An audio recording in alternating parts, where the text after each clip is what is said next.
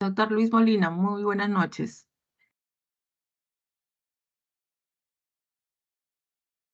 Doctor,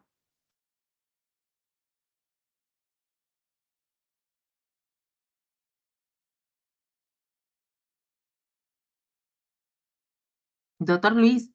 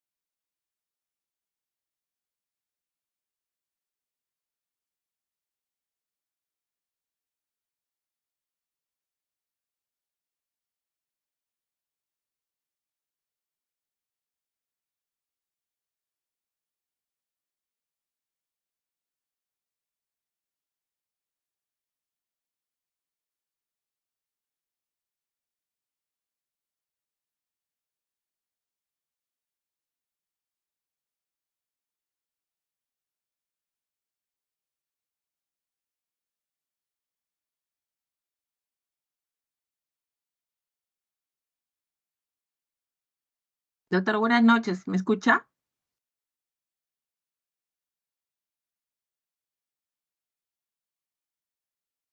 Buenas noches, doctora Beatriz. Buenas noches, doctor, ya podemos iniciar. Ya se inició la grabación. Bien, vamos a proseguir. Un segundo, por favor. Ya estoy abriendo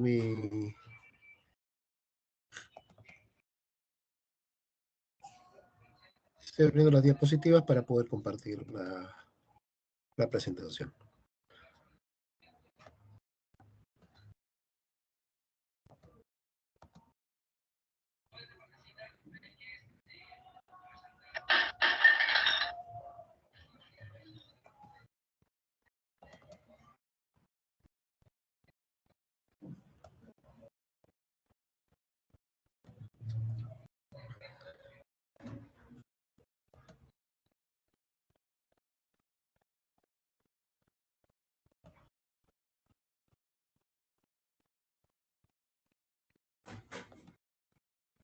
¿Me confirma si visualizan la pantalla, por favor?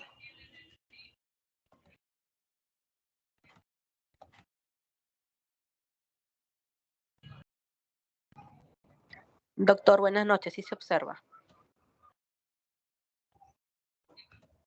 Ya.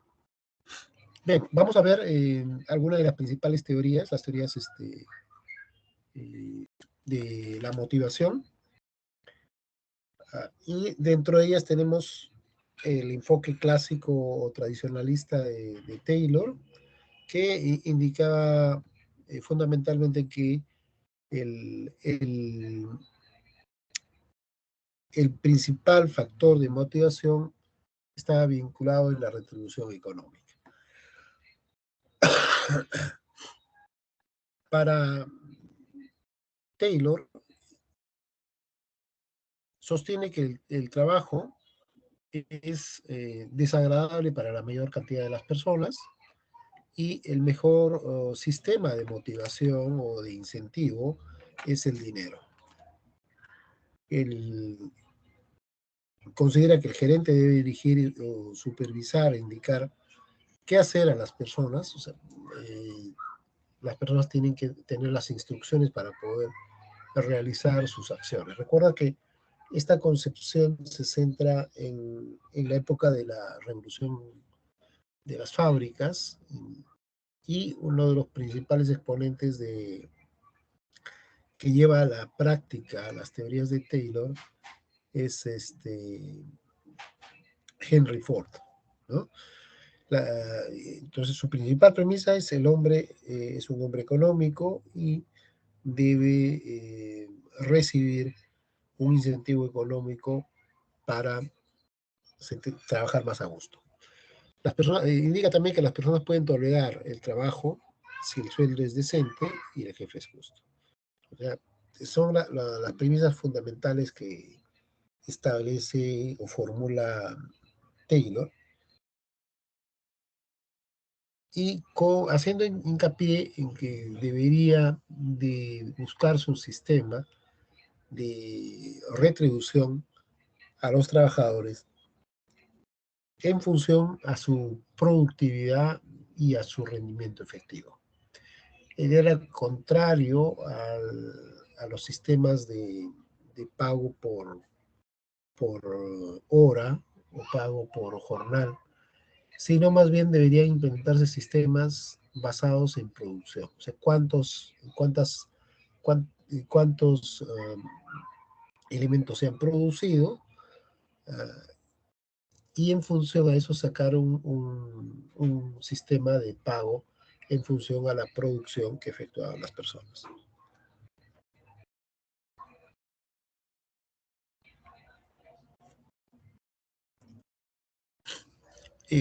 Taylor también señala que hay una tendencia natural en las personas a el ocio, o sea, a relajarse en el trabajo. Y esta tendencia natural hacia el ocio está también vinculada o está influenciada por el hecho de que los sistemas en los que no existe un control sobre el trabajo o en el que no se retribuye en función a los resultados y se implementan sistemas de pago igualitario entre todos. Entonces, si no hay ningún incentivo para que más, las personas buscarán hacer el menor esfuerzo posible para obtener el mismo salario. Entonces, los sistemas de pago igualitarios, sin incentivos, sin impulsar la productividad, pueden generar precisamente esto, o sea, que la gente busque realizar el menor esfuerzo posible, sabiendo que al final va a tener el mismo tipo de retribución o el mismo tipo de remuneración. Entonces, contra esta tendencia es la que plantea Taylor con su teoría de remuneración y retribución al trabajador en función a su producción.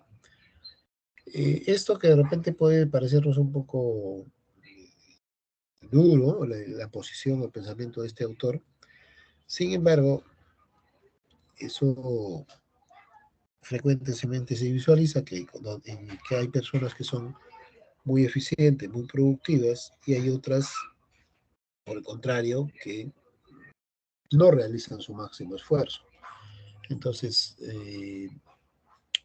tener sistemas de pago igualitario, simplemente por la cantidad de horas que trabajan, y no tener en cuenta la productividad, la eficiencia, el rendimiento de la persona, hacen que al final se genere este fenómeno de la tendencia natural hacia el ocio. Eso es lo que indica Taylor y es una de las principales corrientes del pensamiento administrativo y es uno de los pilares de la motivación.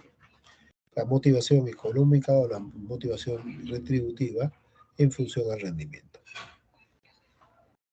Pero luego de este periodo, de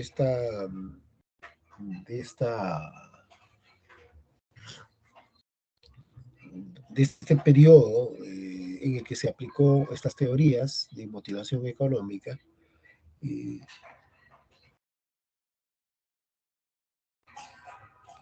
hay un estudio que realiza Elton Mayo en una investigación que estaba realizando y detecta una serie de factores que lo plasma y se están plasmados acá, ¿no? Entonces, primero, hay un aburrimiento sobre actividades que son repetitivas, de muchas tareas que disminuyen la motivación.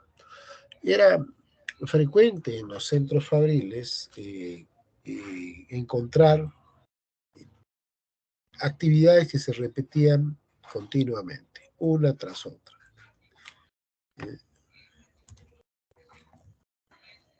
Esto generaba pues estas rutinas repetitivas iban generando un nivel de saturación en las personas, ¿no?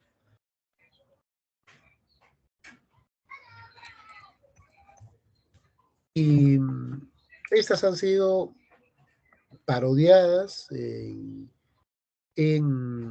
el trabajo, bueno, hay una parodia que es de Chaplin sobre esto, Charles Chaplin, que vamos a ver a continuación. Un segundo, por favor.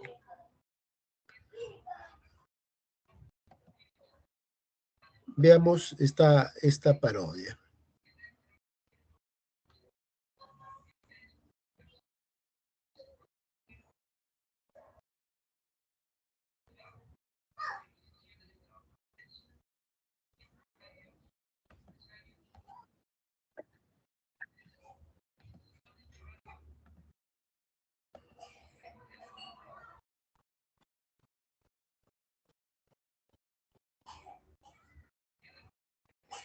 Otra vez con...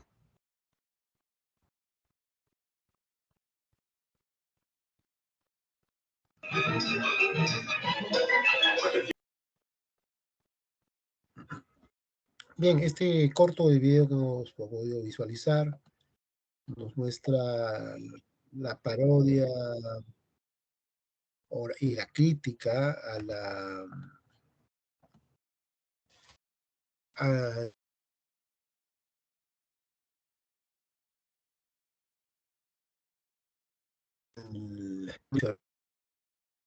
prácticamente consideraba como una máquina al ser humano, como un engranaje del proceso productivo del ser humano. Esas actividades aburridas, repetitivas, eran las que teníamos aquí. ¿Ya? Un segundo.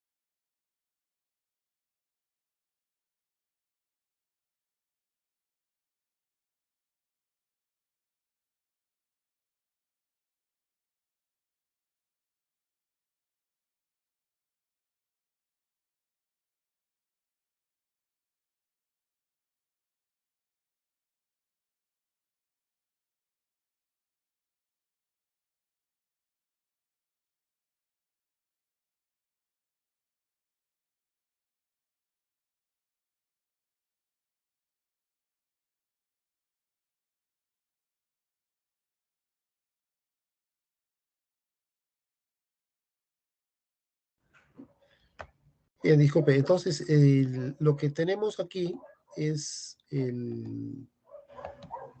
lo que tenemos aquí es la crítica que argumenta Elton Mayo sobre esas actividades repetitivas, aburridas y que desmotivaban a las personas, ¿no? Y detecta también que las relaciones sociales y los contactos interpersonales sirven para fortalecer las relaciones. Entonces cambia el concepto clásico tradicional de que solamente se centraba en la parte económica y comienza a darle una nueva mirada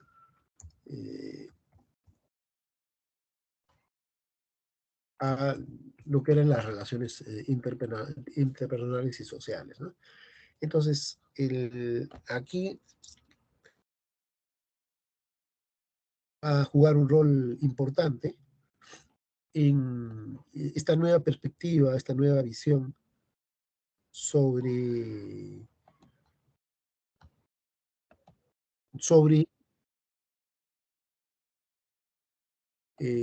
sobre la mirada que se da a las relaciones en el trabajo. Y también un buen trato logra que cada trabajador se sienta útil con los factores motivacionales. Es muy importante el trato, la atención que se le da a las personas, porque ello va a motivar un trabajo más eficiente, un trabajo más comprometido, porque no es únicamente el, el factor económico el único factor motivacional. Dicho sea de paso, muchas personas renuncian a los trabajos precisamente por este, este factor, el factor de la motivación, ¿no? Entonces, vamos a ver acá algunos aportes sobre, Elton Mayo y los principales componentes de sus teorías. Vamos a verlo aquí.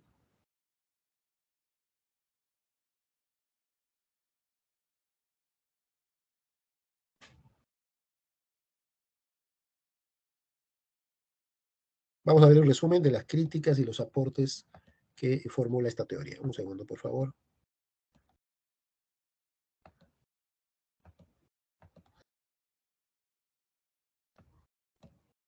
En esta ocasión hablaremos acerca de las aportaciones de George Elton Mayo hacia la administración. Era sociólogo y psicólogo industrial, representante de la Escuela de las Relaciones Humanas, en donde dicha escuela surgió en oposición a la Escuela Clásica de Henri Fayol y a la Escuela Científica de Frederick Winslow Taylor, cuyo enfoque era más bien mecanicista, es decir, que consideraban al obrero como una máquina vital y dejaban a un lado el enfoque humanista. La idea de Elton Mayo fue modificar el enfoque mecanicista a uno humanista, por lo cual sus aportaciones fueron realizadas en el sentido del estudio del comportamiento humano, bajo ciertas circunstancias, por un lado ambientales y por el otro sociales.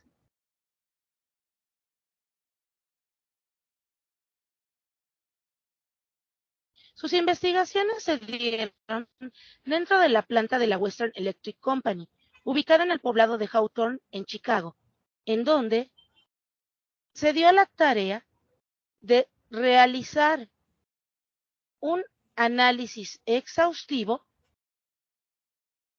del comportamiento al realizar ciertos cambios. Por ejemplo,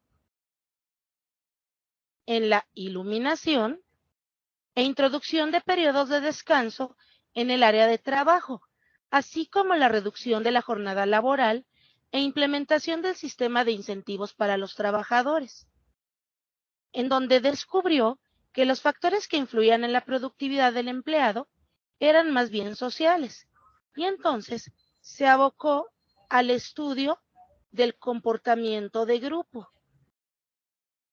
en donde le dio más importancia a los grupos informales que a los grupos formales.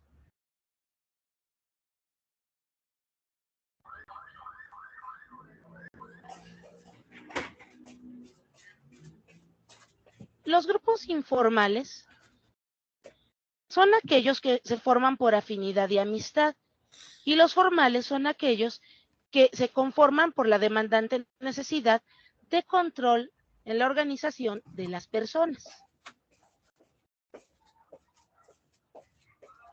Por último, cabe mencionar que Mayo estableció el perfil que tendría que tener un buen entrevistador, así como los parámetros para lograr una entrevista que realmente fuera eficiente.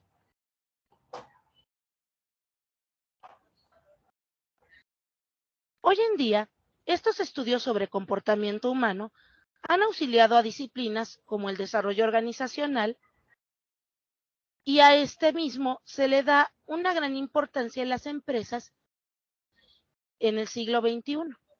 Es por ello que no se han olvidado estos estudios relevantes que realizó Mayo en la planta de Hawthorne y que todavía en nuestros días se siguen comentando como una aportación muy valiosa hacia la administración.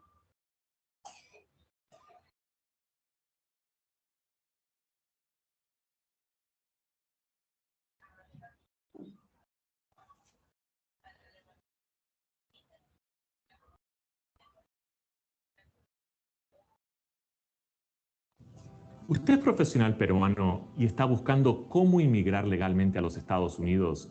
Quédese atento porque hoy le... Bien, entonces, ¿cuáles son los aportes que da fundamentalmente Elton Mayo a la motivación? Uno, que las actividades repetitivas, constantes, pueden disminuir la motivación, generan niveles de tensión, y es fundamental las relaciones interpersonales. Esos grupos formales e informales que se manifiestan, si se los trabaja en forma adecuada, sobre todo los grupos informales, pueden servir para sostener la motivación, el espíritu de pertenencia, el desarrollar un clima adecuado en la organización, puede ser fundamental para lograr los fines o propósitos de la organización, ¿no? Otro aspecto es que el aburrimiento y la repetición de muchas tareas disminuye la motivación. Cuando se ejecuta la misma actividad en forma rutinaria, puede generar una sensación de hartazgo, de frustración, de falta de poder desarrollarse, y puede generar estas situaciones, ¿no? O sea, siempre las personas buscan retos, perspectivas, buscan sociabilizar, buscan sentirse apreciados, reconocidos, y esta imagen, esta expresión que tenemos aquí, y va a mostrar prácticamente la sensación que tiene la persona, ¿no? Por ejemplo, el jefe que no tiene tiempo para interactuar, para relacionarse, que no tiene tiempo para atender a un trabajador. No hay nada más frustrante para alguien que quiera aportar algo y no ser escuchado. Entonces, las relaciones interpersonales, los lazos, ¿no? Las relaciones de consideración son fundamentales para lograr un adecuado clima laboral en las instituciones.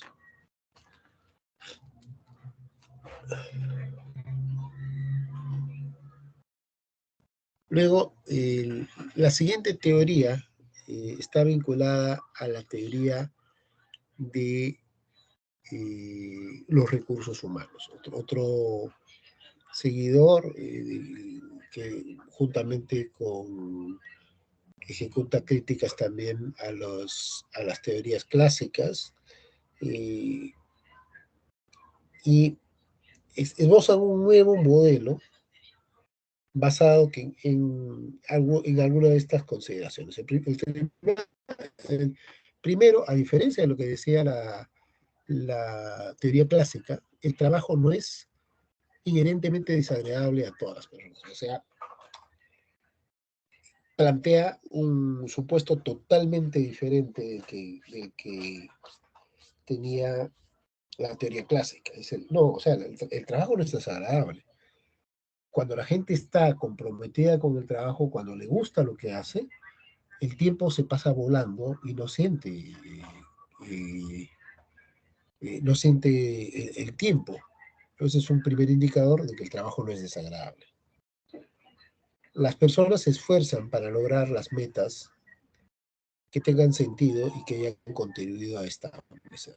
Si se permite participar a las personas en la fijación de metas, de definir los objetivos que se quieren alcanzar, las personas se van a comprometer más, van a estar claramente identificadas.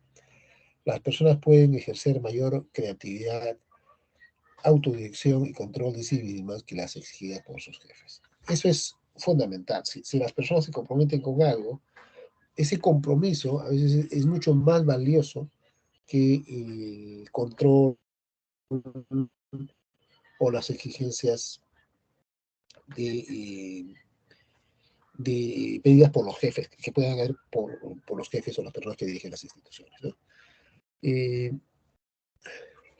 Entonces, acá hay un cambio. Si comparamos la teoría X, que es la teoría de Taylor, con la teoría de MacGregor, vamos a encontrar diferencias sustanciales. Bajo la teoría X, a los empleados inherentemente les disgusta el trabajo, o sea, no les agrada el trabajo y buscan evitarlo. Para la teoría Y de MacGregor, el empleado puede considerar el trabajo tan natural como el descanso y el juego. O sea, cuando le gusta, no le va mal.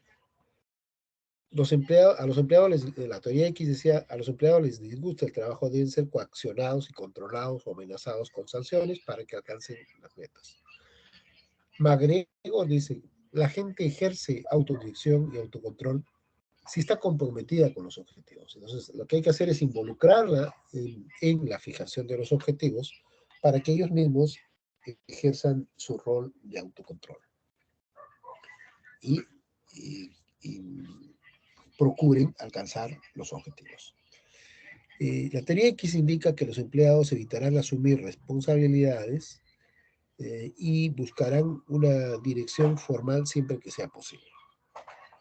En cambio, la teoría Y de MacGregor dice que las personas promedio pueden aprender a aceptar e incluso buscar asumir responsabilidades.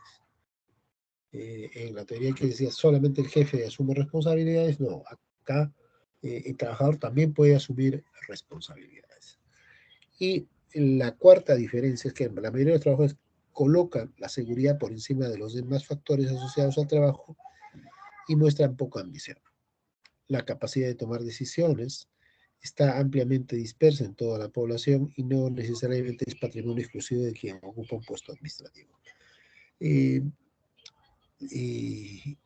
Acá hay serias diferencias entre las concepciones de Taylor y la de Douglas MacGregor, que es una corriente innovadora que busca involucrar a las personas para que se tomen decisiones, ¿no? Bien, luego vamos a tener las teorías de las necesidades. Vamos a ver principalmente la teoría de Abraham Maslow, que él desarrolla una teoría vinculada a la satisfacción de necesidades, que la necesidad es un sentimiento de carencia o falta de algo. Esa es la necesidad, ¿no? Entonces,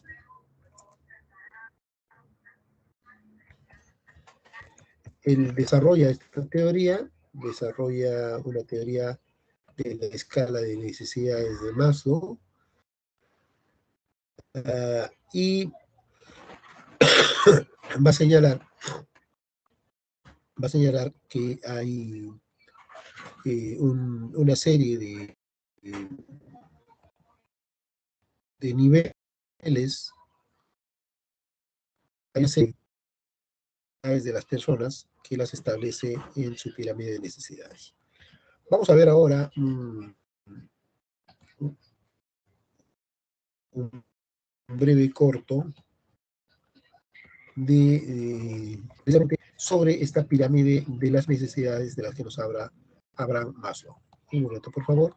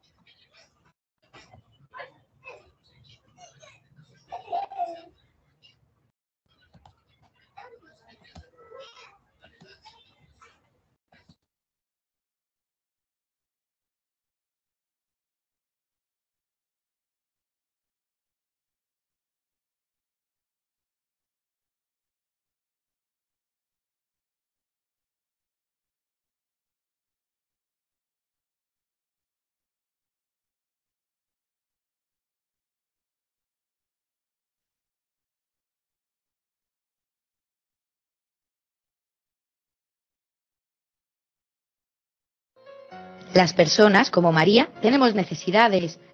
Para explicar la jerarquía de nuestras motivaciones, Abraham Maslow estableció una teoría que puede explicarse con esta pirámide, la pirámide de Maslow.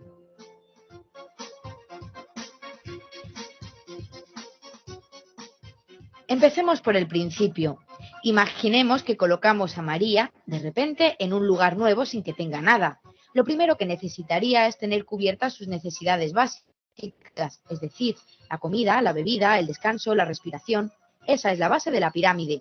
Una vez que tenga eso, María pasaría al siguiente escalón. Necesitaría seguridad, un techo donde cubrirse, saber que está protegida, tener recursos asegurados. Ese es el segundo paso de la pirámide. ¿Cuál es el siguiente? María necesitaría relacionarse, sentirse aceptada y participar en una sociedad. Ya casi llegamos a la punta de la pirámide y María tiene cubiertas sus necesidades básicas, está segura y está socializada. Pero quiere más, quiere tener éxito y ser respetada por los demás, que es el siguiente bloque que plantea Maslow. Por último, la cima de la pirámide son las necesidades relacionadas con la autorrealización, es decir, con la creatividad, la moralidad, la resolución de problemas. Solo llegará aquí cuando haya visto satisfecha el resto de sus motivaciones. ¿Entiendes ya cómo funciona la pirámide de Maslow?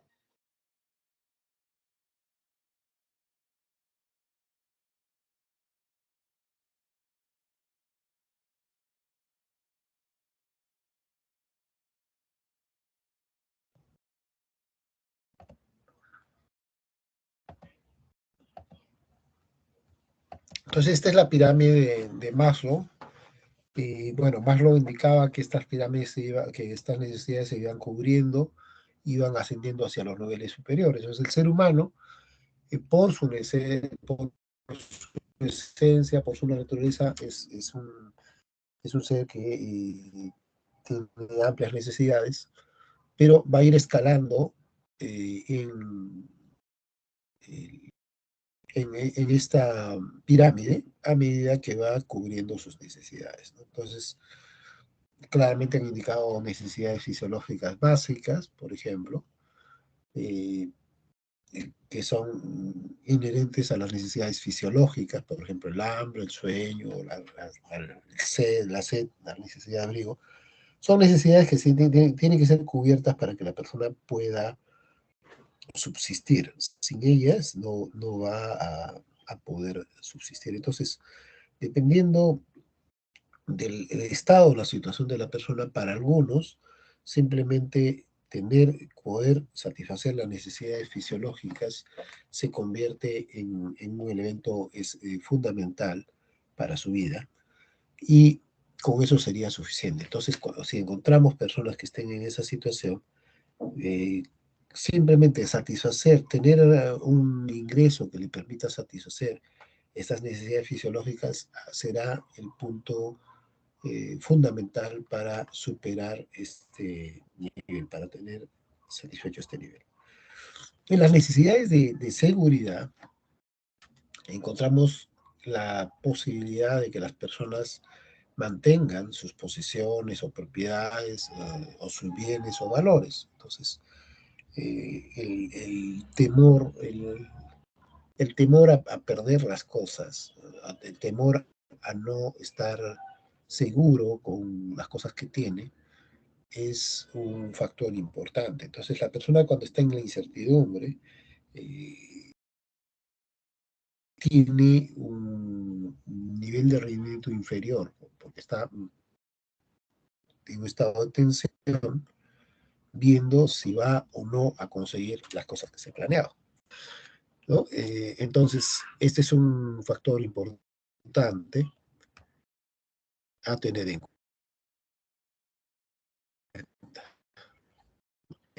Esto ocurre, por ejemplo, con bastante frecuencia en el Estado, lamentablemente en el Estado, porque antes se ejecutaba contratos mes a mes, o sea, cada mes tenías que estar en el instituto si te renovaban y así.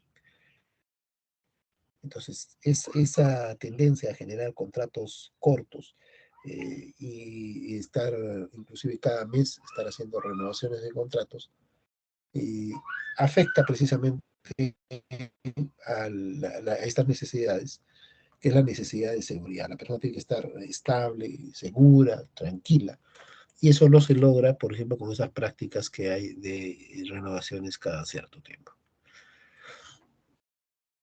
Luego tenemos las necesidades de pertenencia, formar parte de algo que tenga reputación, prestigio, algo que tenga esencia, es fundamental para las personas. Formar parte de una gran empresa o una gran organización son parte de los conceptos de necesidades de pertenencia. Otro ejemplo que se pone en la foto, que es la presencia creciente de grupos religiosos que usan apartarse, por ejemplo, de la vida mundana, muestran las necesidades de pertenencia presentes en las personas. Las personas, en líneas generales, son de carácter gregario, quieren formar parte de algo que tenga reputación, que tenga prestigio, que les dé estatus, ya sea un grupo como estos o formar parte de una compañía, trabajar en móvil, en Google, en Microsoft, o sea, eso le da una situación de pertenencia, de organización sólida. Entonces, en este nivel, las personas buscan, en este tercer nivel, buscan formar parte.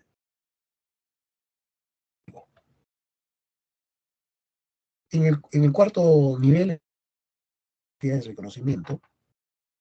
En este caso, las personas buscan, fundamentalmente sus acciones están orientadas a que se les reconozca por sus virtudes y cualidades personales. Entonces, esto desarrolla, por ejemplo, un sentimiento de individualidad, de singularidad, y las personas buscan ser apreciadas por lo que son, por sus cualidades, por sus méritos, por sus logros. Entonces, esto es más o menos el cuarto nivel. Y finalmente, la autorrealización.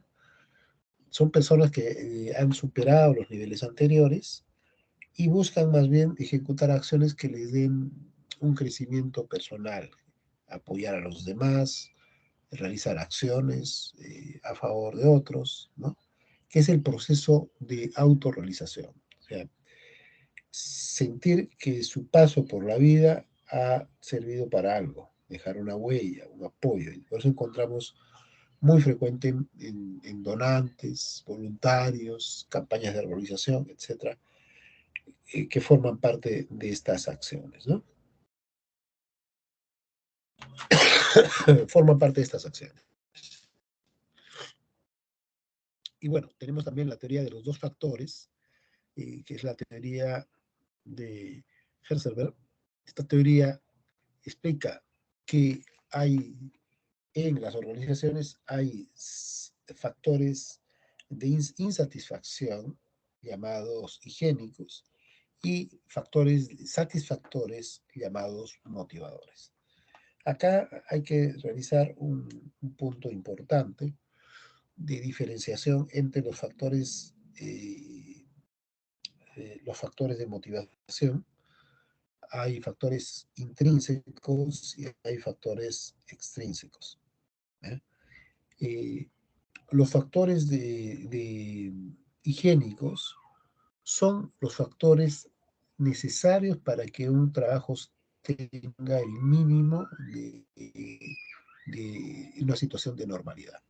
Por ejemplo, tener baños en un centro de trabajo es un factor higiénico.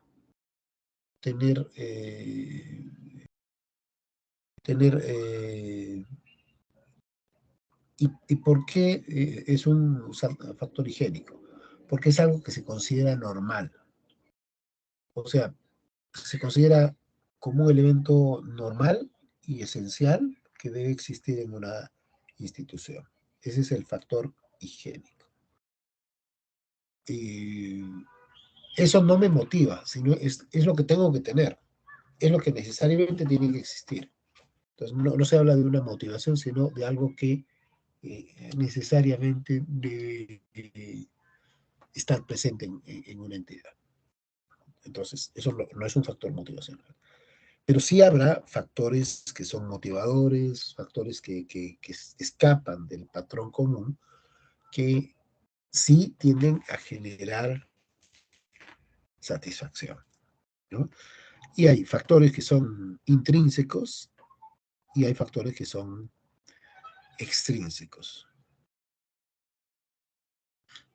Por ejemplo, dentro de esos factores extrínsecos está la moralidad, el autorreconocimiento, la confianza, el respeto, que todos esos te ayudan a por tu propio nivel de desarrollo, a actuar en forma correcta.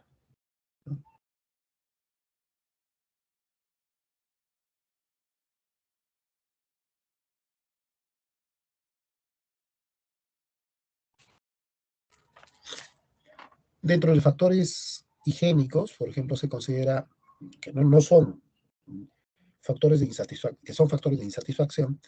Están los sueldos y salarios, las condiciones laborales, la política de la compañía.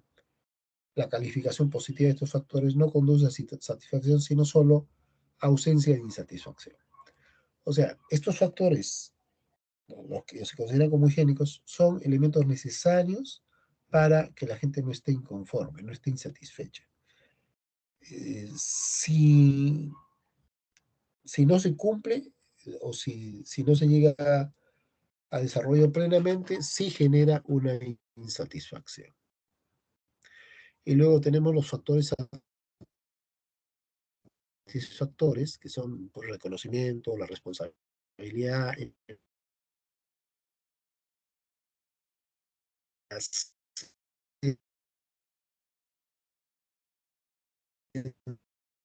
se con el desempeño y la conducta. Tenemos las teorías del reforzamiento. Acá Skinner desarrolla una teoría según la cual la conducta pasada afecta a los actos futuros. Skinner nos dice que los actos pasados afectan a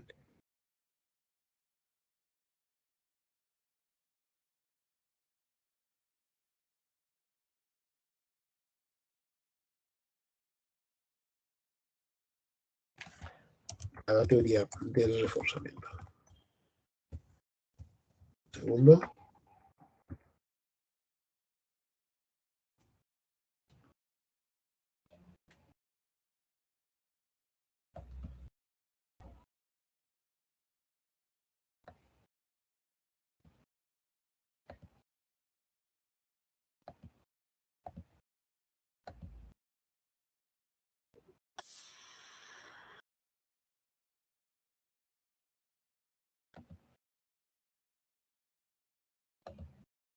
Un segundo, estamos compartiendo la... Ya, ahora sí. Ahí está compartido, un momento. ¿Qué es el conductismo? El conductismo es una teoría psicológica que se centra en la conducta que puede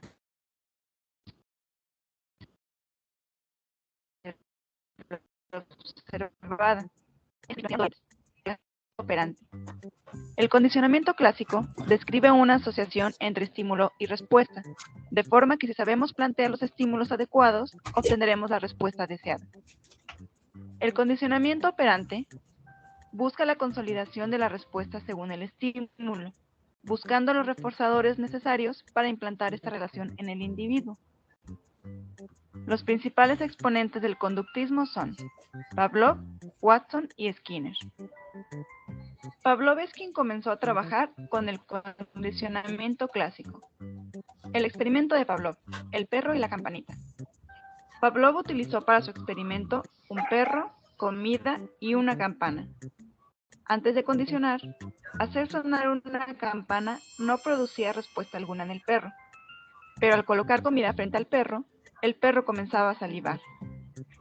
Durante el condicionamiento, se hacía sonar una campana varios minutos antes de presentarle la comida. Después del condicionamiento, con solo escuchar el sonido de la campana, el perro comenzaba a salivar.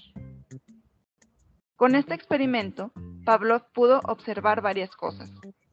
La comida provocaba una respuesta en el perro de modo natural, ya que salivaba cuando se la pone enfrente. A esto Pavlov le llama condicionado. A su vez, la comida provocaba también una respuesta natural, salivación, la secreción de jugos gástricos. Esta respuesta es la respuesta incondicionada.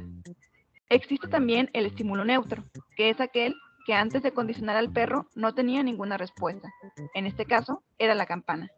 Después de realizar el experimento varias veces, la campana, que era un estímulo neutro, se convirtió en un estímulo condicionado, ya que el perro respondía con solo escucharla, aún antes de ver la comida.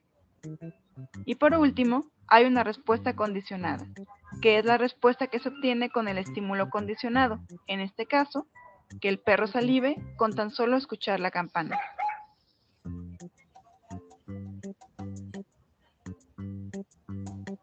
Watson pensaba que los humanos ya traían desde su nacimiento algunos reflejos y reacciones emocionales de amor y furia, y que todo lo demás se adquiría mediante la asociación estímulo-respuesta.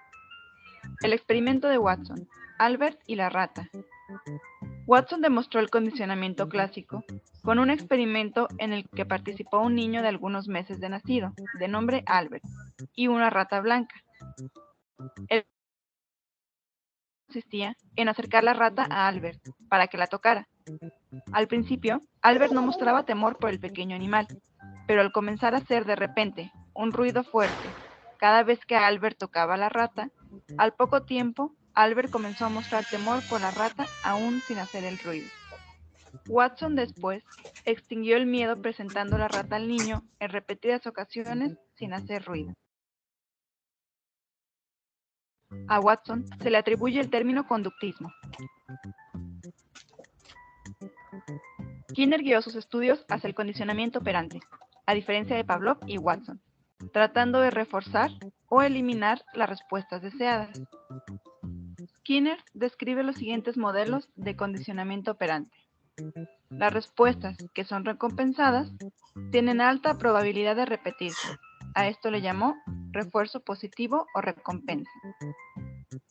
Las respuestas que reflejan actitudes de escape al dolor tienen alta probabilidad de repetirse. A esto le llamó refuerzo negativo. Las respuestas que no son reforzadas son poco probables que se repitan. A esto le llamó extinción. Y por último, las respuestas que son castigadas de consecuencias no deseables serán eliminadas. A esto le llamó castigo.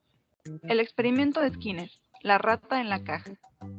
Para su experimento, Skinner utilizó una rata, la cual encerró dentro de una caja que contenía en una de sus paredes un pedal o barra. La rata, teniendo hambre, comenzaba a buscar comida, y en su búsqueda, presionando el pedal, recibe una bolita de comida. Esta bolita es un refuerzo positivo. Cuando la rata ya estaba condicionada, Skinner cambió el reforzamiento y la rata no obtenía nada cuando pisaba el pedal. Después de un tiempo, esto llevó a la extinción de la conducta. Según el conductismo, ¿cómo aprendemos? Según esta teoría, la enseñanza se plantea como un programa de refuerzos que modifican la conducta del alumno. Si el alumno responde correctamente, se le proporciona una serie de estímulos positivos. Si no lo hace correctamente, se le dan estímulos negativos o no se le proporciona el positivo. Esta secuencia se repite el número de veces que sea necesario hasta que todas las respuestas estén asimiladas.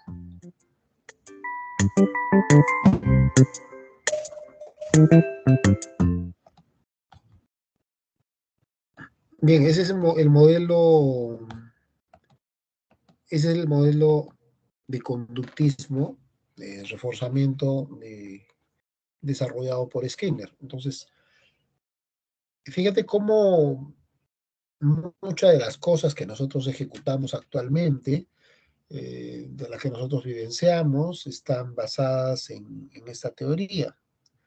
Gran parte de los estímulos o sanciones se basan en este supuesto, o sea, se basan en la teoría del reforzamiento de Skinner, bajo la premisa de que las sanciones o los castigos son para evitar cierto tipo de conductas y los estímulos o incentivos son más bien para fomentar ciertas conductas que nosotros queremos que se desarrollen en las organizaciones.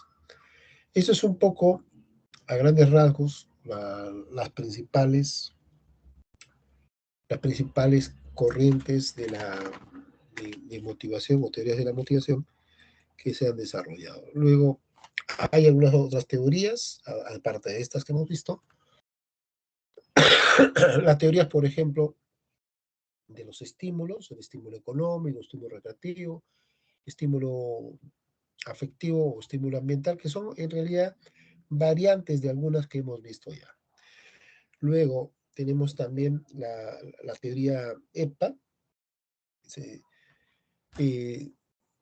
Esta teoría señala que se va a motivar a las personas, en primer lugar, logrando resultados de mayor calidad. Las personas por sí mismas se motivan cuando les salen bien las cosas. Hay un trabajador que hizo un buen trabajo, está contento, entonces demuestra su trabajo, muestra lo que ha logrado, y esos trabajos de calidad son en sí mismos un factor de motivación. El segundo punto es el poder. Las personas se sienten mejor cuando dan órdenes que teniendo que cumplirlas. Esta teoría señala que en función a los rendimientos, la efectividad de las personas, se les puede dar ciertos niveles de poder porque es un factor de motivación. Y el tercer factor es la afiliación. Las personas se motivan si tienen seguidores que los alienten. Es muy importante, eso es la base de todo proceso motivacional, los seguidores, el aliento, el respaldo de las personas. Es fundamental bajo esta concepción. Entonces, ¿cómo puedo motivar? Ya sea por el propio factor satisfactor de lograr productos o resultados de alta calidad, que es un factor ya motivacional, mediante el poder o mediante la afiliación, que haya personas que nos están alentando a las cosas que estamos haciendo, ¿no? Esos son factores motivacionales. Y luego, estas se aplican acá. Por ejemplo, el factor de éxito es el deseo de la excelencia, el trabajo bien realizado, ser aceptado por las responsabilidades y que exista feedback. En el caso del poder, le gusta que le consideren importante, quiere tener prestigio, estatus, le gusta que predominen sus ideas y suele tener mentalidad política la persona que está en esta posición o este elemento de motivación. Y la afiliación está orientada a las personas que les gusta ser populares, les gusta el contacto con los demás, les disgusta estar solo, se sienten bien en equipo y les gusta ayudar a otra gente. Estos son algunos de los parámetros de McClelland estableció junto con Atkinson en su desarrollo de las tres necesidades, ¿no? Bueno, y hay algunas más, la teoría de la expectativa.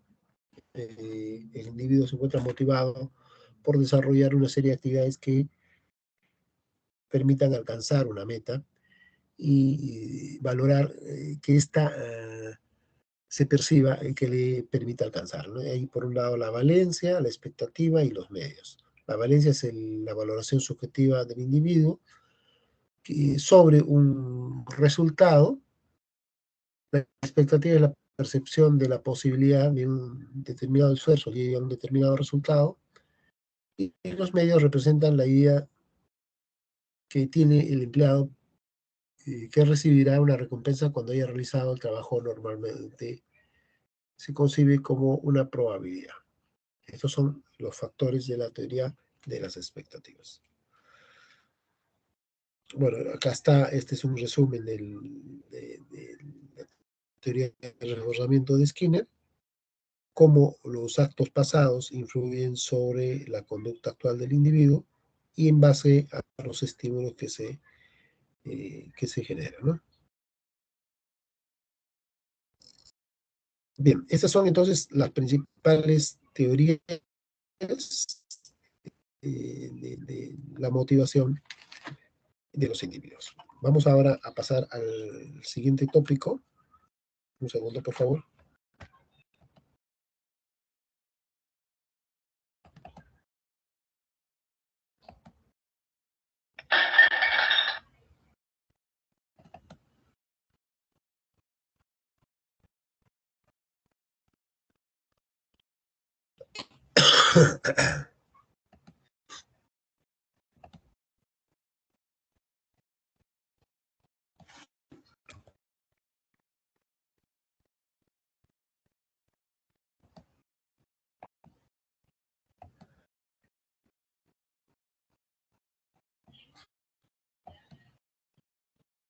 Bien, ¿me confirman si están visualizando la pantalla, por favor? ¿Aló?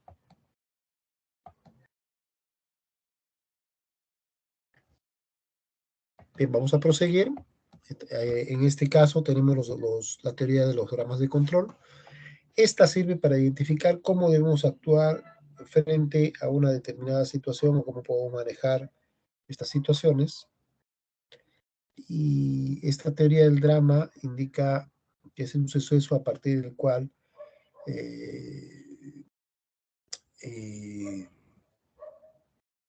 se puede interesar o conmover a los demás. Eso es un drama. Y dramatizar es exagerar un suceso o situación con el fin de interesar o conmover o dominar a los demás. El control es una comprobación de inspección e intervención, mando o regulación, lugar que se verifica alguna inspección. El controlador es aquel que busca controlar, vigilar, moderar o regular a los demás.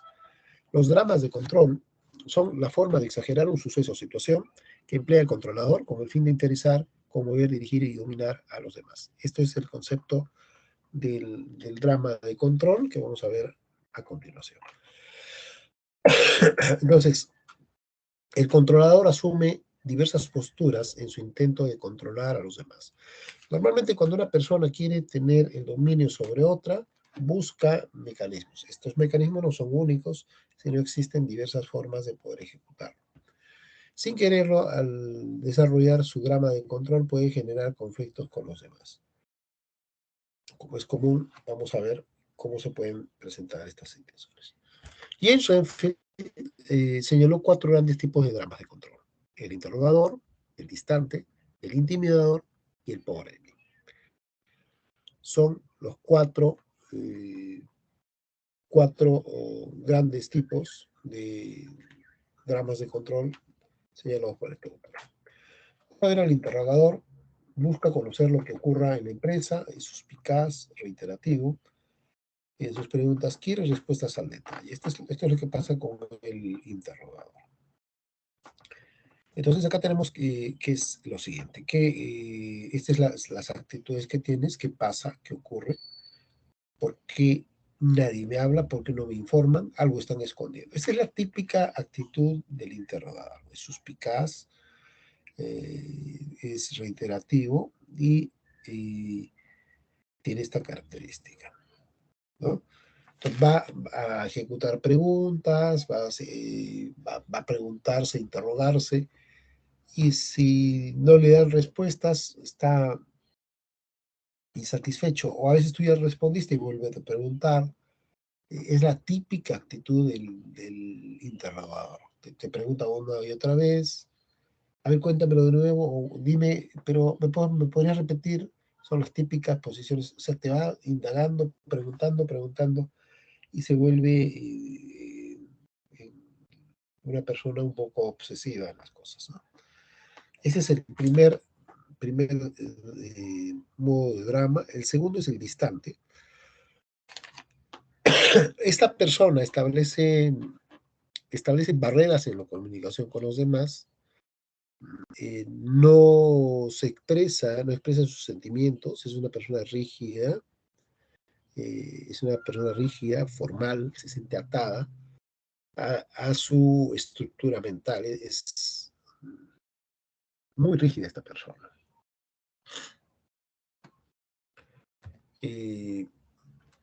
La actitud que toma el distante es frente a las interrogantes que le efectúan, sale corriendo.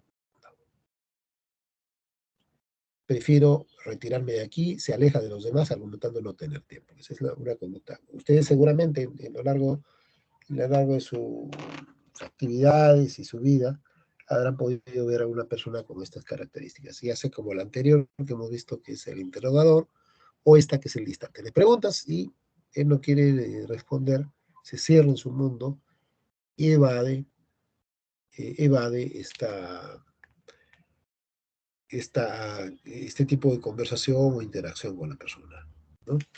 Su conducta por lo general puede generar confusión con los demás al no haber una comunicación, no saber qué hacer o qué no hacer. Ahora, si en esta relación no hay buena comunicación, su actitud puede llegar a distanciarlo o poner en contra de los demás.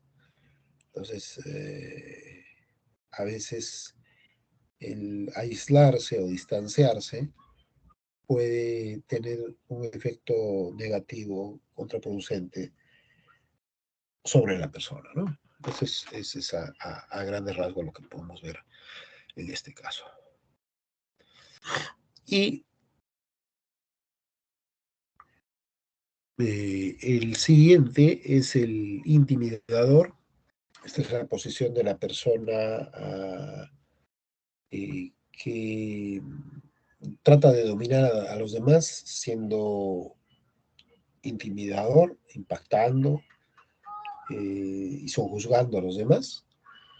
Es la típica figura de la persona que mira a las personas hacia abajo, indicando yo mando aquí, estableciendo un sentimiento de superioridad respecto a los demás y tiende a menospreciar y criticar el trabajo o la conducta de las demás personas. Esa es la actitud típica del intimidador. El intimidador cree tener siempre la razón, es dominante, enérgico, no admite críticas a sus ideas ni a sus órdenes, ¿no? Esta es la actitud típica. Yo tengo la razón, yo soy el que tiene las ideas claras, el resto no. Esa es una típica posición. Entonces, vamos a entrar en conflicto con una persona que tiene estas características. Y le gusta demostrar que tiene poder, que tiene autoridad, que tiene la razón. Son entonces las características de este tipo de personaje y de este tipo de actitud. Y finalmente tenemos al pobre de mí, que es la persona que es inseguro, siente que todos lo critican o lo cuestionan, y que utiliza ciertos mecanismos para lograr que el resto sienta lástima o compasión y le ayuden bajo esta premisa. Esta es esta gráfica que vemos acá, muestra la actitud del pobre de mí. Bueno, esto es una caricatura que muestra en modo de gracia que hay dos personas que son inválidas, una que tiene el pie lisiado y la otra que tenía también un pie lisiado, pero se ha cortado el otro pie para generar mayor sensación o mayor sentimiento de lástima o pena.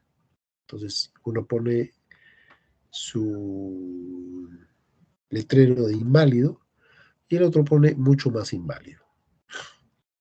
Entonces, esta es la actitud típica del pobre de mí. Busca causar lástima, pena, compasión en los demás para lograr un apoyo y solidaridad. Esta es una actitud típica del pobre de mí.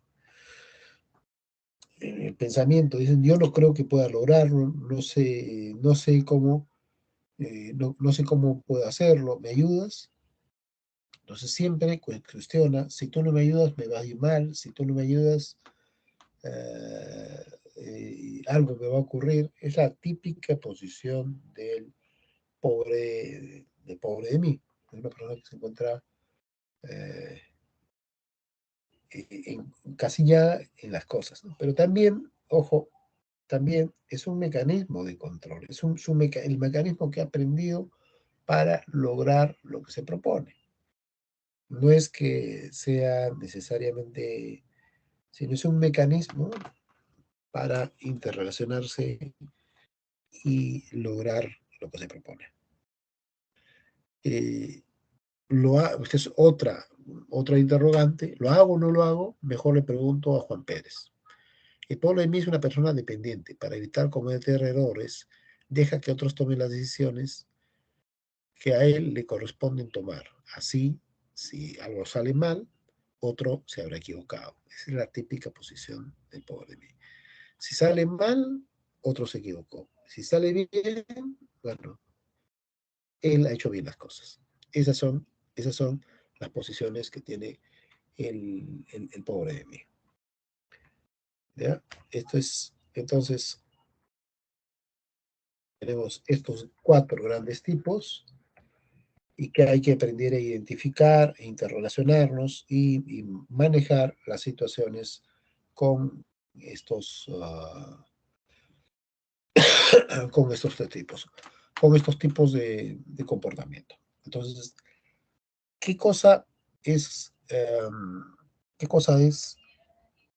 contradictorio? Por ejemplo, que se encuentre un interrogador con un distante. Eso va a terminar al final un conflicto. El interrogador va a querer hacer preguntas y el distante no va a querer responder nada. Entonces se va a generar un círculo virtuoso de preguntas y aislamiento, preguntas y aislamiento. O sea, la gente se va a ir, va a querer escapar y la otra va a seguir preguntando, va a seguir indagando. Ese es el que vemos ahí. Y luego tenemos la relación intimidador y pobre de mí, que es otra relación también, en la que vamos a ver una relación de conflicto. El intimidador va a gritar, va a agredir, y el pobre de mí va a mostrarse como víctima, va a llorar, va a teatralizar, y se genera un círculo vicioso porque el intimidador se siente reconfortado, se siente fuerte cuando eso ocurre, cuando alguien le tiene miedo. Entonces, esta situación lo que hace es agudizar un círculo vicioso entre la relación del intimidador con el pobre de mí. Esto es un poco para poder comprender estas dinámicas de las interrelaciones que hay en los seres humanos y cómo éstas influyen sobre las personas.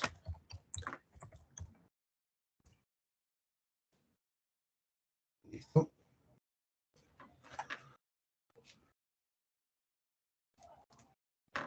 Bien, vamos a proseguir ahora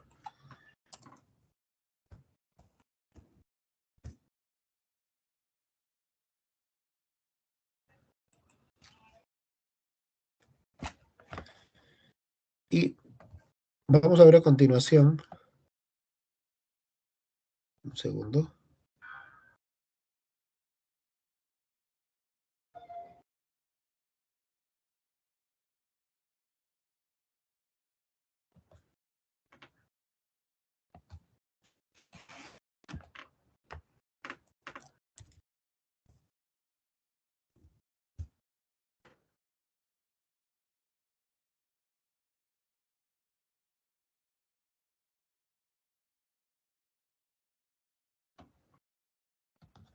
Vamos a ver a continuación un documental muy, muy interesante sobre esta teoría de los dramas de control. Un momento, por favor.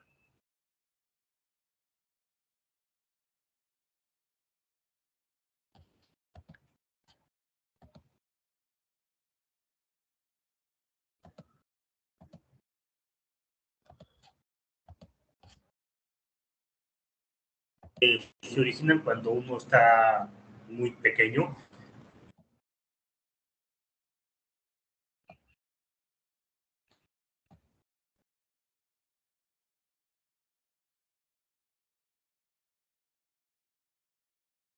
¿Qué tal, chicos? Bienvenidos a un nuevo video. El día de hoy vamos a hablar de algo que me parece muy importante. Se llaman dramas de control.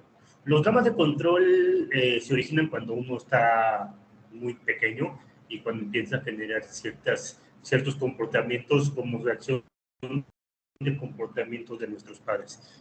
Muchas veces nuestros padres van a tener un comportamiento base y ese comportamiento va a influir en el comportamiento que nosotros tenemos en la vida. Los dramas de control que vamos a analizar son cuatro principales, que viene siendo el presionador, el interrogador, el reservado y el pobre de mí. ¿Y cómo se da esto? Pues vamos a reducirnos a la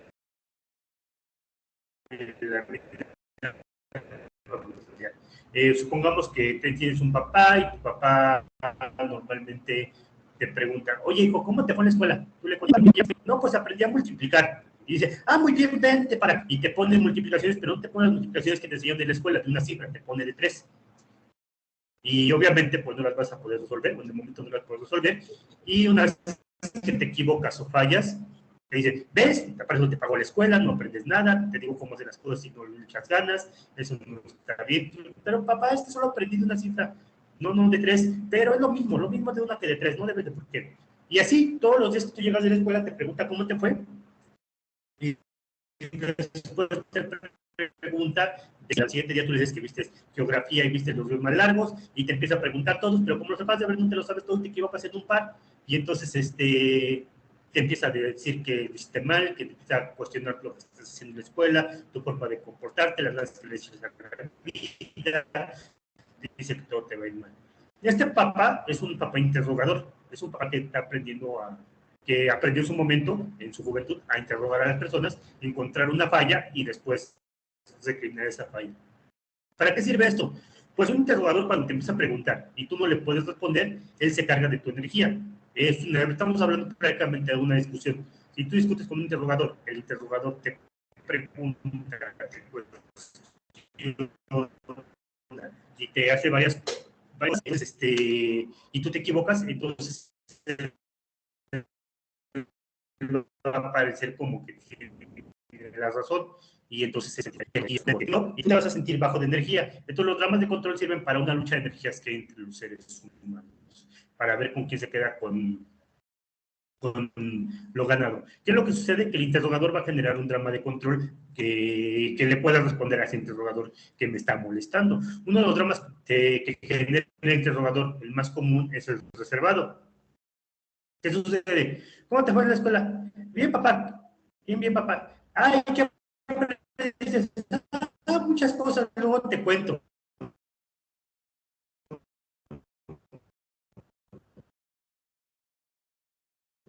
Y te reservas. ¿Qué es lo que sucede? Que tú lo que tú dirías, curiosidad, pero no asumes, y tú eres muy vago al contestarle, te reservas la información porque no quieres que cuestione lo que le vas a decir. Entonces te reservas, no, pues es que sí aprendí varias cosas, luego te cuento, es que estoy ocupado.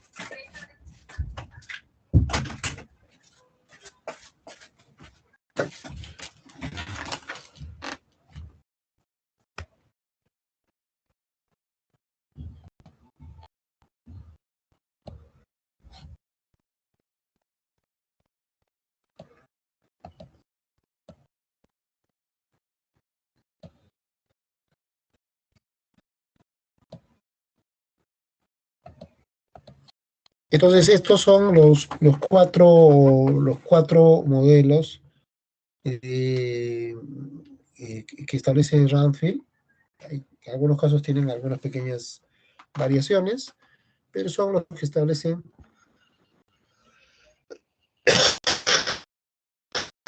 el rol de interrogador distante, intimidador, que se utiliza para lograr el desarrollo de dominio sobre otras personas.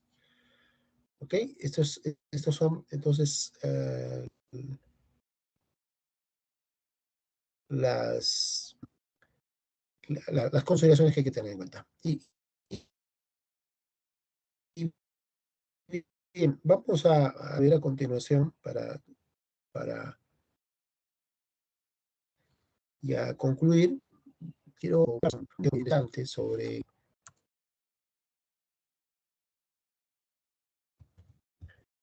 relativo a lo que se considera como el efecto Pigmalión. Cómo tus perspectivas, cómo tu visión puede convertirse en realidad. Cómo los paradigmas pueden convertir en realidad las cosas. Un momento.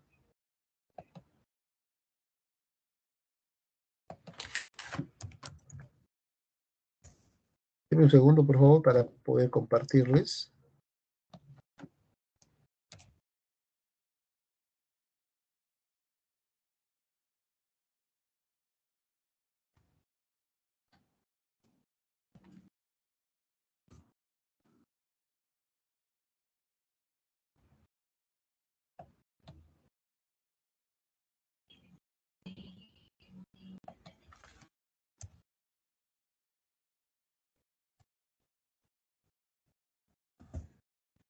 Segundo.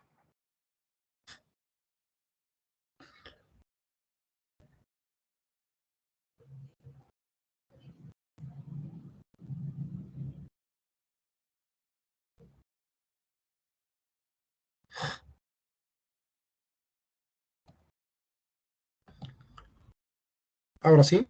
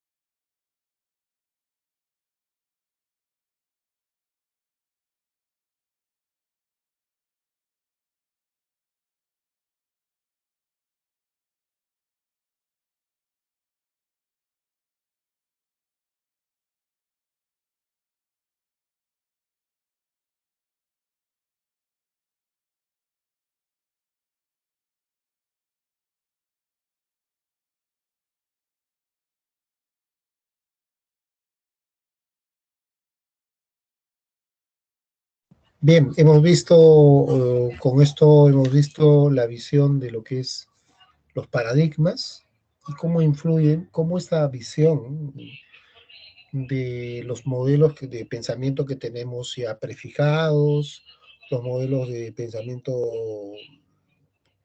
dominantes, impiden ver las cosas hacia futuro, impiden ver las posibilidades o potencialidades y habitualmente hacen que nosotros no desarrollemos desarrollemos una visión diferente y estemos abiertos a nuevas perspectivas, ¿no? Esto es sumamente importante. Esto es sumamente importante y es uno de los factores que influye definitivamente sobre los resultados en las instituciones. ¿Ok?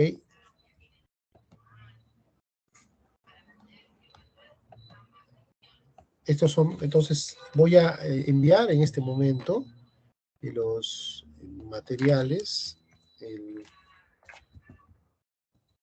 Un segundo.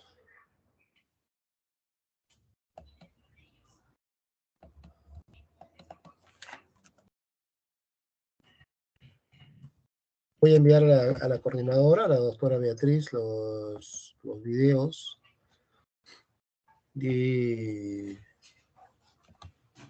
cada uno de estos puntos que estamos viendo.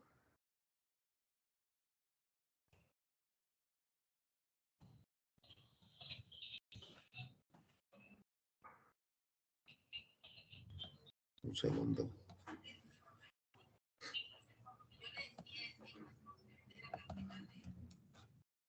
Estoy enviando, entonces, para que lo pueda compartir con nosotros.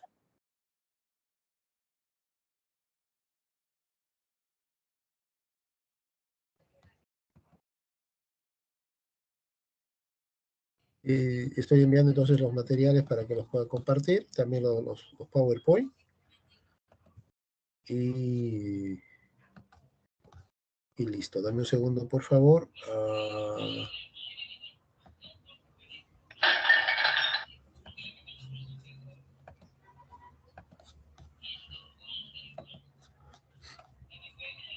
Listo, doctora Beatriz. Ya con eso estaríamos concluyendo. Estamos enviando los materiales.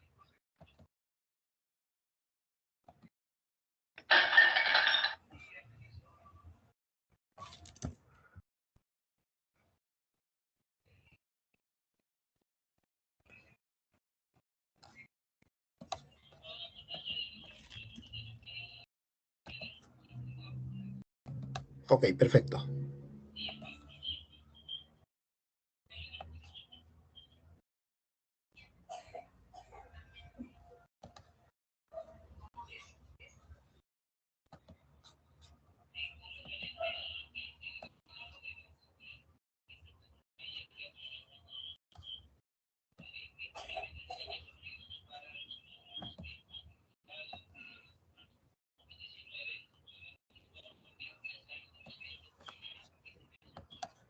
Listo. Muy bien. Y entonces, con eso estaríamos concluyendo.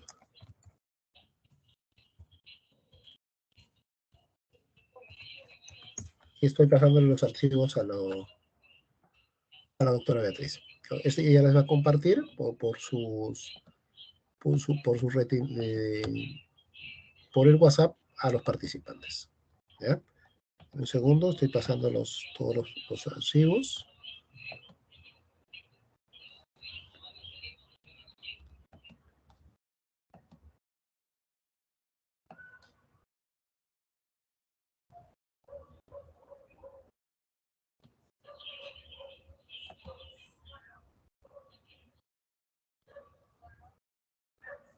Bien, muchísimas gracias muchísimas gracias por su participación.